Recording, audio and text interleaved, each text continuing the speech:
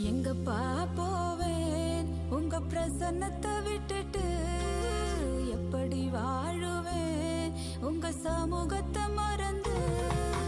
எங்கப்பா போவேன் உங்க பிரசன்னத்தை விட்டுட்டு, எப்படி வாழுவேன் உங்க சமூகத்தை மறந்து.